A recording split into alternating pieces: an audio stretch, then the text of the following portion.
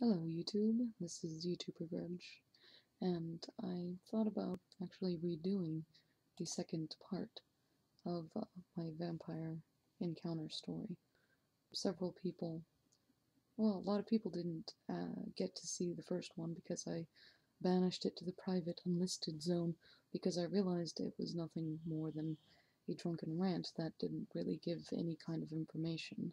So, like the first one, I've done an outline for myself, just so that I can kind of stay on track. Now, most of this story will actually be about my husband. I'm only giving away just general kind of information, and I don't wish to out him for anything he may or may not have done. So, I apologize for making the last one a drunken rant, and I am sober now, so I can put up this part 2 for you guys. What I was originally going to get into is actually the feeling of living with this man and what it's like to speak with him. His home was dark, but he had candles everywhere, and he had a lot of blankets over the windows. He liked to keep his house, well, not exactly cool, because there was no ventilation. It was just opening windows, really. We didn't have an AC either, so during the summer it was always warm. Now, let me get on track here. Oh, yes, he would light up candles that he had in every single room, every single evening when he would get up instead of using the normal lights, because in that vampire state of his, the normal lights were way too bright and candlelight was perfect. Plus, it also gave the area a kind of romantic, haunted almost feel. It was actually wonderful. Almost every evening we spent watching science documentaries, playing games, and drinking blood. Now I know what you're going to probably think. Oh, we went out and did something illegal. No, it was never illegal. It wasn't like that. No, we did a lot less glamorous thing. We actually did a more practical thing. We would just get beefsteak from the store, toss it in the freezer, and then once it was frozen, pull out the meat, slice it in various ways, and then start to thaw it in either the fridge or the microwave. When in the microwave, you would see just a little bit of the blood coming off. You'd take the bowl, move the meat to the side, pour the blood out, and do this procedure over and over again until you got about a couple of ounces from the one steak. Usually, if it doesn't have injected water or too much injected water, you'd get actually about 2 ounces of something that looked like blood. What I did, personally, was I would go down to the Asian market and go and buy frozen beef blood, which is actually better, because you wouldn't have to deal with the steak, which we salted and put into the refrigerator often. It's a nice trick to have if you're going to be out in the vampire social groups or going through this, I guess, play act is a little bit more akin to what we were doing rather than what Hollywood would suggest. We would go out, or we would go to bed after sunup, about 6 or 7 a.m. But like I said, we always had the windows taped up, or not taped up, covered all the time. And we slept about 8 or 9 hours, then got up, and then obviously lit candles if we needed to. Sometimes we would get up and just drink some coffee or some water or something, just to wake ourselves up. He spent the first couple of months wining and dining me, and we'd go out, we'd have fun, we'd dance and everything. He was very charming. He was also very interesting to talk to. Politics, belief structures, science, various things. He was a very good conversationalist and very charming and extremely witty. Now, I met his kids, and I try to be a good partner when they'd come over and try to be a good host to them, just trying to be polite and everything. And he would also talk about various things like burning up in the sun, and I don't mean the theatrical bursting into flames that a lot of the Hollywood movies do, but rather just getting a sunburn. And he believed that every time you would expose yourself to sun, it would take just that little bit of life off of you. So instead of burning up in the sun, he chose to not die that way, as he put it. And he would point out things like he has a regular human body, even though he's channeling, and then point out the very natural functions of the human body, which made me sit there and say, well, of course, just because it's a human body. He didn't have to say any more than that. He drank colloidal silver and would constantly talk about his goddess and how she's helping him. He advised me to make one as well. I tried. Then I realized I had no ability to believe in a god, whether I made one or not. He helped me lose weight quite a bit, with mostly just diet options, like drinking coffee in the morning instead of having a full breakfast, choosing the right amount of carbs and the right amount of proteins to eat at the beginning of the day, or the afternoon or the evening or whatever. He described channeling like another creature was being pulled out from a place that had actually existed, and then he allowed them to come into his body. And part of the reason why he believes this is because he was in a military conflict. I'm not going to say which one, but while he was in country, he married 2 women.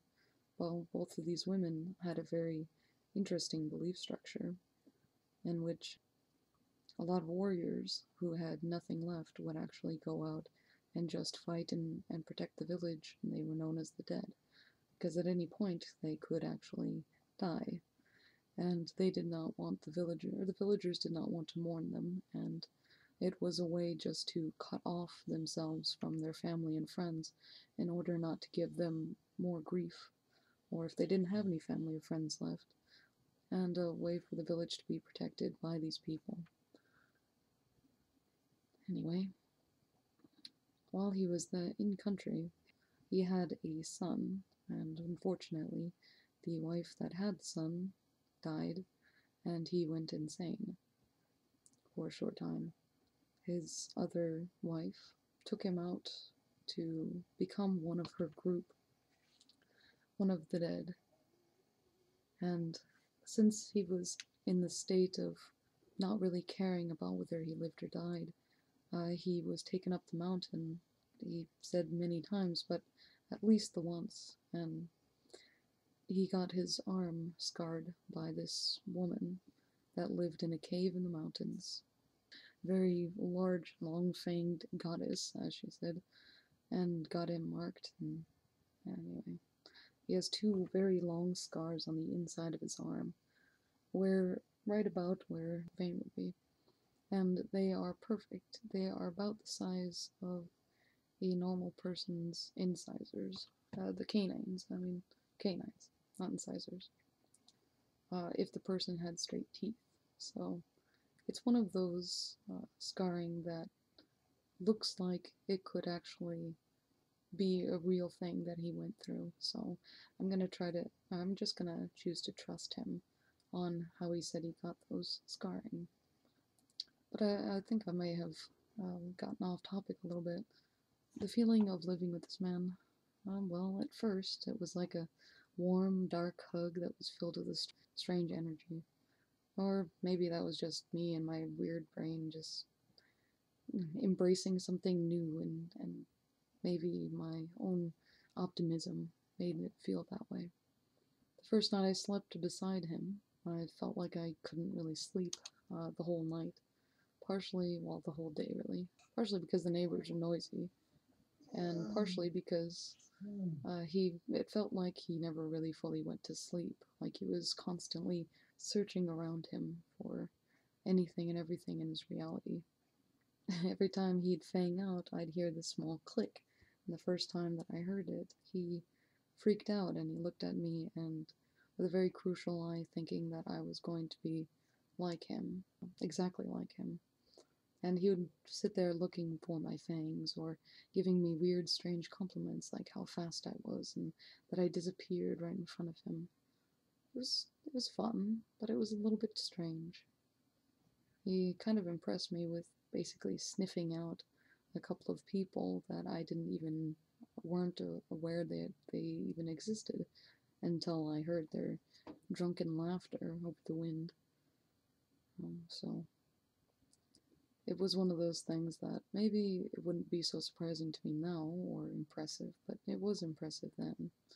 He constantly talked about source and sorcery, how we should look into the source of things, religion, study everything that man is aware of or has thought of, every type of poetry and all that other stuff that you can kind of get philosophy out of or a way of life out of.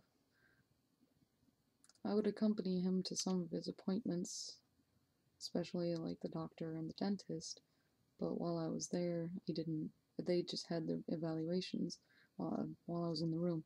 Every other subsequent appointment, I just heard him talk about what the dentist or doctor would say to him, and I chose to believe him rather than to think about him as misleading or lying or just saying fantastical tales, whether you believed them or not. So, oh yes, to be clear, earlier we mixed blood with liquor just so that we could, kind of purify it. But anyway. In social situations, though, it was very weird to be with him because he would dance in such ways at a dance club that people would form a circle around him just to watch him because he would use these combat moves to dance with, and it was very, very strange to try to dance with him as a partner. So I'd often just be on the dancing regularly beside him or, just go and sit down because everybody was watching him. So it was interesting. What it's like to talk to him, he often dominates the conversation or steers it the way he wants to or brings up something as a metaphor, I guess, or an anecdote to get his point across. But like I said, he's very charming. He has this way of getting you to see his side of the conversation, as his daughter put it when I first started dating him. He still kind of does that now, but he uses the Socratic method. He learned it from his Jesuit priest when he was very young. But anyway, I think that I'm getting ready to finish this story, so this is the way I'll do it. When I felt like I brought out my inner vampire, it felt like giving myself permission to be insane in a very controlled way. It was a very specific set of rules that, if violated, would end the state I allowed myself to be in, and I would have to deal with whatever it is that I did while being in this trance-like state, which I found out later is a form of self-hypnotism. But I'm kind of getting off topic a little bit. The only thing that I would ever consider to be slightly Hollywood vampire thing is I gave a friend of mine, when we went out, a hickey, and on either side of the hickey was these little tiny pink marks that I've never seen on any other hickey before, because I was in my hypnosis state, I guess. And my friend came over and started kissing me, so I thought about just kissing or doing other things with her, but since I was dating someone, I just gave her a hickey. Yeah, it felt at the time, I could have been wrong though, it felt at the time that I did actually get a drink of her blood, but it was no way that that could have happened, because there was no puncturing of the skin. There wasn't anything that would be considered vampiric, I guess. Anyway, so as it stands, though, I stopped doing those things actively, and occasionally my husband wakes up with little hickeys on him, whatever is exposed, his shoulders, back, whatever. And he blames it on me, but I still hold that I didn't do anything. She did. Now, whether you believe my tales, the second part, or not, I want you to make up your own mind. But just be very careful with your own mind and mentality, because You never know what you could put yourself through or get into, or what kind of rabbit hole you could go down if you allow yourself to believe in insane and crazy things. If you take a lot of drugs, or if you do a lot of certain types of, if you do anything to the extent that you could start convincing yourself that things that are not real are real, and that could bring you into a very dark place. So just hold off on, especially if you're looking for real vampires, on the finding of them, because you never know what's going to happen. So, to all of you, I hope you enjoyed this video, this story, and whether it's fiction or fact, I'm going to leave that up to you to decide. I hope you enjoyed. Bye.